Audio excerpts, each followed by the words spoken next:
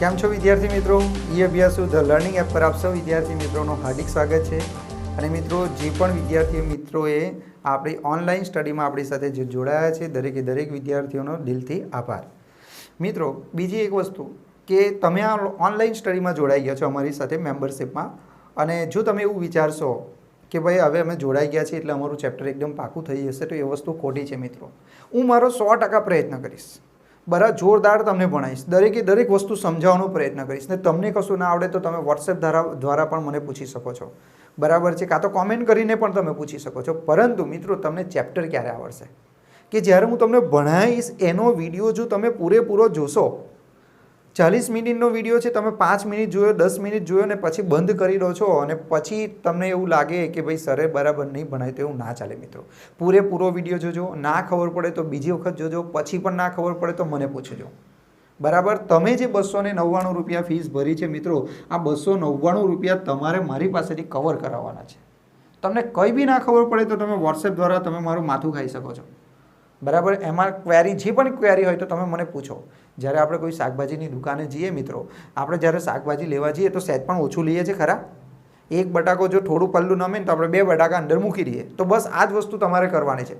ખાલી તમે video 10 minute જોશો એનાથી નહીં આવડે, વિડીયો પૂરેપૂરો જુઓ, એને બરાબર લખવાનું રાખો, અને જેટલું મોઢે કરવા જેવું તમને લાગે, બરાબર। આજે આપણે જે ચેપ્ટર ભણવાના છે એનું નામ છે એકમ પડતર પદ્ધતિ, અને એકમ પડતર પદ્ધતિમાં જે પડતરનું પત્રક જે છે ને એ જો મોઢે હોય ને તમને મિત્રો, તો તમને બધું જ આવડી જાય। તો શું કરવાનું તમારે કે આ પડતરનું પત્રક તમારે મોઢે કરી નાખવાનું। જો તમને પડતરનું પત્રક મોઢે હશે તો ગેરંટી આપું છું મિત્રો, તમને દાખલા આવડશે જ, બરાબર। તો પ્લીઝ લખવાનું રાખજો, ખાલી જોવાનું નથી, બરાબર છે। અને મેં તમને જેવી રીતે કીધેલું કે મહિનાના હું તમને 15 કે 20 વિડીયો આપીશ, પરંતુ મિત્રો હું મારથી બનતો પૂરેપૂરો પ્રયત્ન કરીશ કે એનાથી પણ વધારે હું તમને કંઈક આપું, બરાબર છે। કારણ કે તમારી પાસે જે ફી લીધી છે એ પૂરેપૂરી વસૂલ થાય એ રીતે હું ભણાવીશ, પણ સાથે સાથે તમારે પણ મને હેલ્પ કરવાની છે કે જેટલું બી ભણાવે એ તમારે લખવાનું પણ છે, બરાબર છે।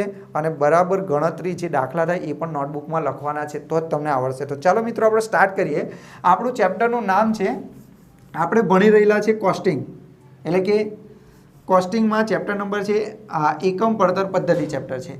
એકમ પડતર પદ્ધતિ એટલે શું મિત્રો? તો કે કોઈ પણ વસ્તુ હોય, તમે કોઈ દુકાનમાં જાઓ છો, બરાબર, આ દુકાનમાં ગયા ને તમે આ પેન લીધી અને દુકાનદારને પૂછો છો કે સર આ પેન કેટલાની છે? દુકાનદારે કીધું કે 25 રૂપિયા, બરાબર છે। ત્યાર પછી એક બીજી વસ્તુ કે તમે બીજી કોઈ જગ્યા પર જાઓ છો, ટીવી લેવા જાઓ છો, ટીવીની પૂછે કે કેટલાની ટીવી છે? કે 40,000 રૂપિયા, બરાબર છે। બીજી કોઈ પણ વસ્તુ તમે લો છો, બરાબર, તો યુનિટ દીઠ કિંમત હોય, યુનિટ દીઠ એટલે એકમ દીઠ।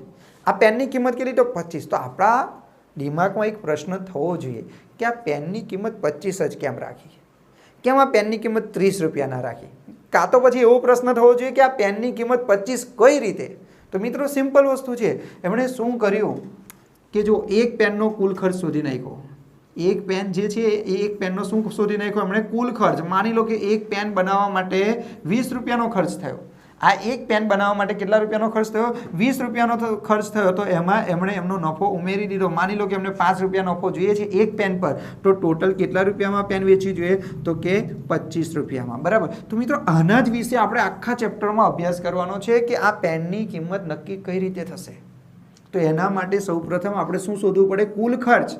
હવે તમે વિચારો મિત્રો, તમારે કોઈ પણ વસ્તુ બનાવવું હોય તો એના માટે પહેલાં તો કાચું મટીરિયલ મંગાવવું પડે, કાચો માલ સામાન બનાવવો પડે। તમને શું લાગે એમ જ કોઈ વસ્તુ બની જાય ખરી? તમારે રોટલી બનાવવી હોય તો તમારે પહેલાં શું કરવું પડે? કાચો માલ મંગાવવો પડે ને, ઘઉં મંગાવવા પડે કે નહીં?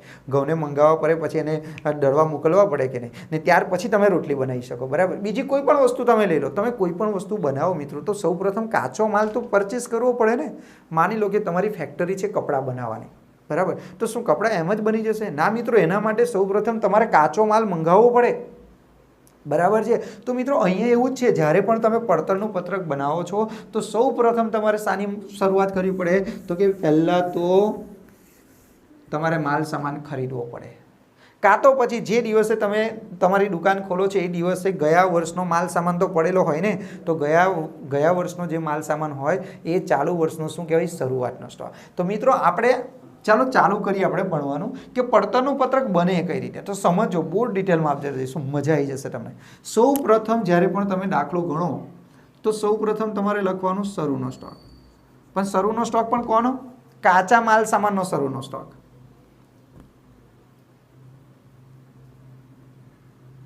કાચા માલનો શરૂનો સ્ટોક.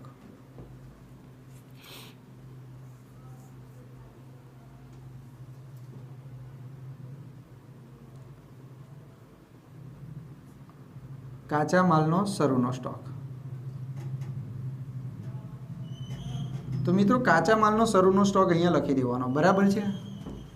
એટલે એક વસ્તુ તો યાદ રહ્યું કે કોઈ પણ દાખલાની શરૂઆત કરો સૌપ્રથમ શું લખવાનું તમારે? કાચા માલનો શરૂઆતનો સ્ટોક.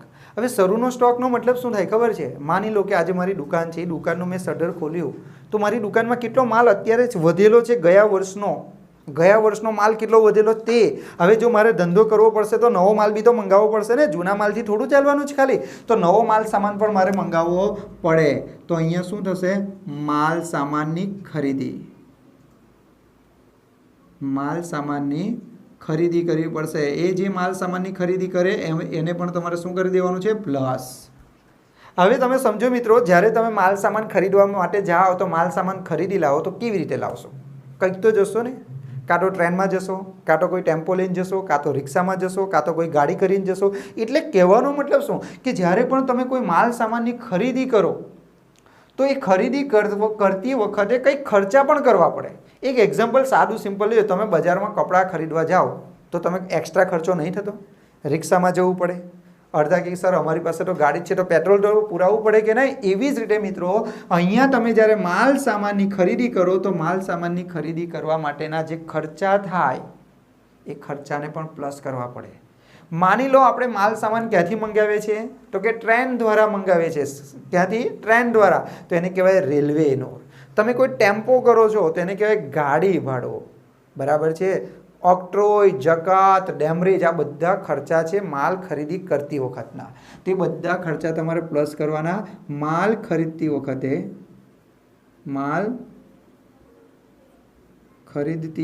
થયેલ ખર્ચ.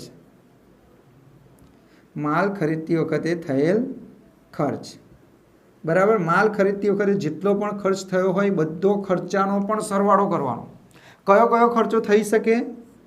તો એક તો ગાડી ભાડું થઈ શકે, પછી બીજો કયો ખર્ચો થઈ જશે? રેલવે નૂર, એટલે ખાલી નૂર પણ આપ્યું હોય. પછી આવક માલ ગાડા ભાડું, આવક માલ ગાડા ભાડું, પછી જકાત, ઓક્ટ્રોય વગેરે. હવે બધા નામ હું લખતો નથી મિત્રો, તમને ખબર જ છે વેપાર ખાતાનું ઉધાર બાજુ આપણે જે લખતા હતા ને 12મા ધોરણમાં, એ બધા જ ખર્ચા આવી શકે. એટલે આ બધાનું તમારે શું કરવાનું છે? ટોટલ. ફરીવાર આપણે જોઈ લઈએ મિત્રો. શું કરવાનું છે? કાચા માલનો શરૂઆતનો સ્ટોક પહેલાં લખવાનો, ત્યાર પછી માલ સામાન ખરીદવા જવાનું એટલે માલ સામાનની ખરીદી લખવાની. માલ સામાનની તમે ખરીદી કરો તો માલ સામાન ખરીદવા માટેના પણ અમુક ખર્ચા કરવા પડે. બરાબર. એટલે આપણે માલની ખરીદી વખતે માલ ખરીદતી વખતે થયેલ ખર્ચ, જેમ કે ગાડી ભાડું, રેલવે નૂર, આવક માલ ગાડા ભાડું, જકાત અને ઓક્ટ્રો, એ બધું જ અહીં લખવાનું. હવે આ ત્રણનું તમારે શું કરવાનું? ટોટલ કરવાનું. બરાબર છે. એ જે ત્રણનું ટોટલ કર્યું એમાંથી આખર માલનો સ્ટોક, કાચા માલનો આખર સ્ટોક, કાચા માલનો આખર સ્ટોક એ તમારે શું કરવાનું? માઇનસ કરવાનો મિત્રો. ભૂલતા નહીં. આ કાચા માલનો આખર સ્ટોક તમારે માઇનસ કરવાનો. આ કેમ માઇનસ કરવાનો એ બધું હું તમને કહીશ. આપણે ગોખણપટ્ટી કરવાની જ નથી. જો હું ક્યારેક ભૂલતો નથી, કેમ કે મેં ક્યારેક યાદ કર્યું નથી, મેં સમજેલું છે એટલે મેં ભૂલતો નથી. બરાબર છે. તો સૌ પ્રથમ તમારે કાચા માલનો આખર સ્ટોક તમારે શું કરવાનું? માઇનસ કરવાનો. ત્યાર પછી ખરીદ પરત તો એને પણ શું કરવાનું? માઇનસ કરવાનું. તો ખરીદ પરત કૌંસમાં લખવાનું જો હોય તો. હવે સિમ્પલ વસ્તુ હોય તો જ બાદ કરો ને, બાકી કેવી રીતે બાદ કરવાના? એટલે આવું હોય તો એવું લખવું કોઈ જરૂરી નથી. એટલે ખરીદ પરત જો તમારા દાખલામાં આપેલું હોય તો તમારે એને શું કરી દેવાનું? માઇનસ કરવાનું. ત્યાર પછી ચોરી અથવા નુકસાનથી ગયેલ માલ. ચોરી થઈ ગઈ હોય અથવા આગથી બળી ગયેલ માલ. ચોરી થઈ ગઈ અથવા તમને શું લાગી ગયું, આગ લાગી ગઈ, તમારો જે માલ સામાન છે એમાં આગ લાગી ગઈ, તો એ પણ તમારે શું કરી દેવાનું, માઇનસ કરવાનું. અને ત્યાર પછી ચોથી વસ્તુ યાદ રાખો, ભંગાર માલની ઉપજ. ભંગાર માલની ઉપજ હોય તો એ તમારે શું કરવાનું, માઇનસ કરવાનું. તો ભંગાર માલની ઉપજ. તો આટલી વસ્તુ તમારે ખાસ યાદ રાખવાની મિત્રો. અને હવે તમારો જે જવાબ અહીં આવ્યો ને, આ તમારો જે જવાબ આવ્યો ને એને શું કહેવાય, વપરાયેલ માલની પડતર. વપરાયેલ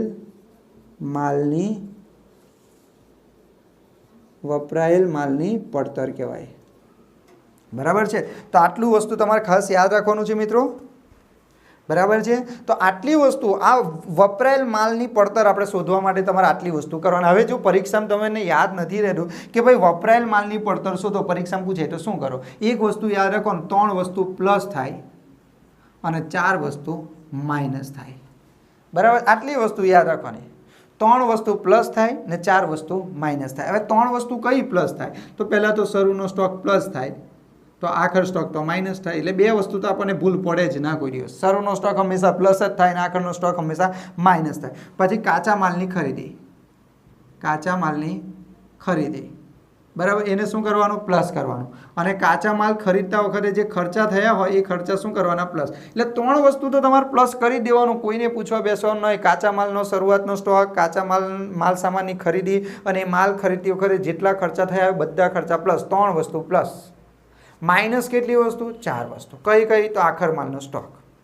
પછી ચોરીથી માલ જતો રહે કે આગમાં બળી જાય તો એ પણ માઇનસ. ખરીદ પરત કરી હોય તો એ પણ માઇનસ. બરાબર.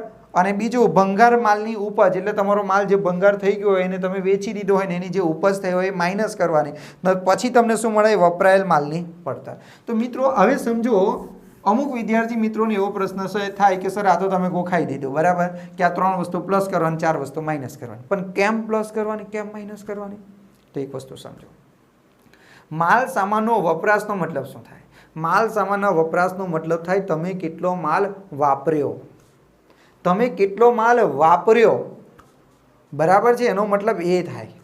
હવે એ કેવી રીતે સમજી શકાય, એક એક્ઝામ્પલ દ્વારા આપું. માની લો કે મારી જે કંપની જે છે એ મારી કંપની આ પેન બનાવે છે. હવે મિત્રો સમજજો બરાબર કે મારી કંપની જે આ પેન બનાવે છે, તો આ પેન બનાવવા માટે સૌપ્રથમ મારે શું મંગાવવું પડે? કાચા માલની જરૂર ના પડે? આ પ્લાસ્ટિકની જરૂર ના પડે? વગર પ્લાસ્ટિકે મંગાવી પેન બની જાય? કોઈ પણ વસ્તુ બનાવવો હોય તો કાચો માલ મંગાવવો પડે કે નહીં? તો કે યસ, મંગાવવો પડે.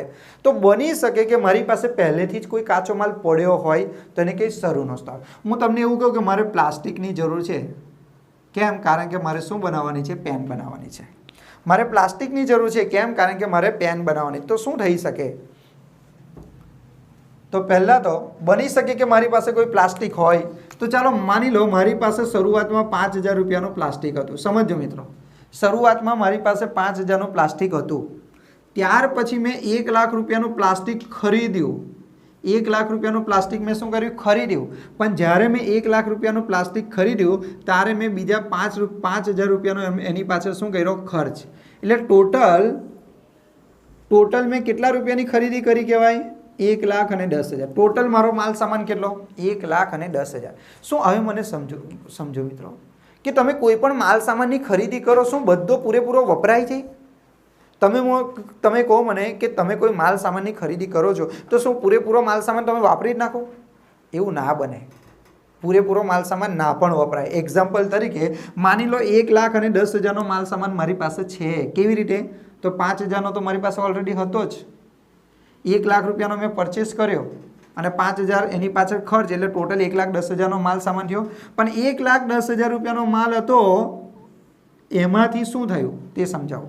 એક વ્યક્તિ આવે છે, એ વ્યક્તિ આવીને મને કહે, શું વાત કરે, 1,10,000 રૂપિયાનું પ્લાસ્ટિક તે પેન બનાવવા માટે વાપરી નાખે? મેં કહીશ છોડલા, 1,10,000નું કંઈ પ્લાસ્ટિક મેં વાપર્યું નથી. પેલો કે કેમ?